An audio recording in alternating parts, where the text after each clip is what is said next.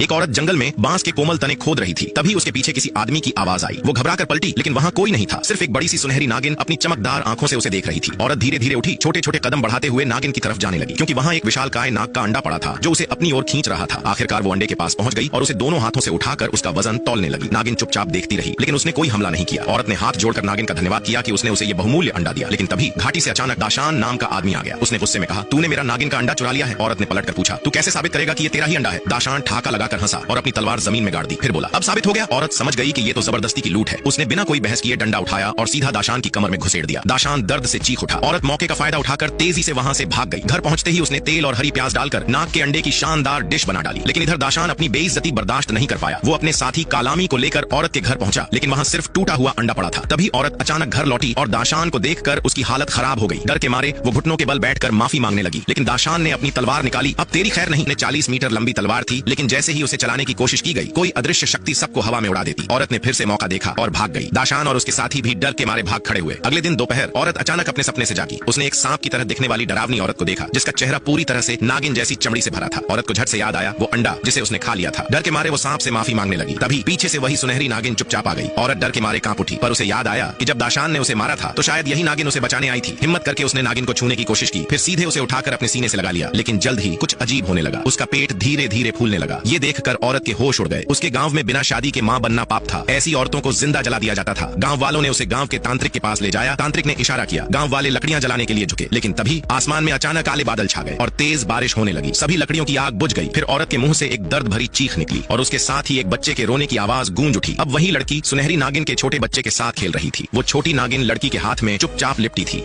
छोटी सुनहरी नागिन लड़की के हाथों में खेल रही थी, आराम से लहराते हुए इधर उधर घूम रही थी। इतने में जो माँ काम से लौटी और जैसे ही उसने ये नजारा देखा, उसकी आंखें फटी की फटी रह गईं। वो घबरा कर भागी और तुरंत छोटी जो को खींच लिया। गुस्से में बोली, कितनी बार कहा है नागिन से दूर रहो। लेकिन जो पीछे मुड़ी तो देखा छोटी नागिन पहले ही भाग चुकी थी। जो ने माँ से कहा, माँ वो मुझे नुकसान नहीं पहुंचाती। लेकिन जो की बेवजह की बातों से जो माँ और गुस्से में आ गई, उसने जो को डांटना शुरू कर दिया। जो कुछ कहने ही वाली थी कि जो माँ की आंखों से आंसू बहने लगे। जो ये देखकर घबरा गई। उसने माँ को कसकर गले लगाया और वादा किया, अब कभी नागिन से नहीं खेलूंगी। लेकिन जो समझ नहीं पा रही थी माँ उसे नागिन से मिलने क्यों नहीं देना चाहती थी। जो माँ ने एक बहाना बनाया, लेकिन उसके चेहरे पर अजीब सा डर साफ दिख रहा था, क्योंकि 18 साल पहले एक सुनहरी नागिन ने उसे एक सांप का अंडा दिया था। जो माँ ने उस अंडे को खाने के लिए बना दिया और 10 महीने बाद जो इस दुनिया में आई। एक दिन जो माँ जो को गोद में लिए बैठी थी, तभी वही सुनहरी नागिन फिर से सामने आ गई। इस बार नागिन ने इंसानों की भाषा में बात की। उसने कहा, मेरे बच्चे का ख्याल रखना। जो माँ हैरान रह गई। उसे वो सांप का अंडा और अजीब शक्तियां याद आ गईं। अब उसे यकीन हो गया जो कोई साधारण लड़की नहीं थी। जो माँ को आखिरकार सुनहरी नागिन की बात पर यकीन करना पड़ा। लेकिन अपने गोद में प्यारी सी जो को देख उसने नागिन से वादा किया कि वो उसकी देखभाल करेगी। साथ ही नागिन से प्रार्थना की कि वो दोबारा ना आए। समय बीतता गया। अब 18 साल बाद जो एक खूबसूरत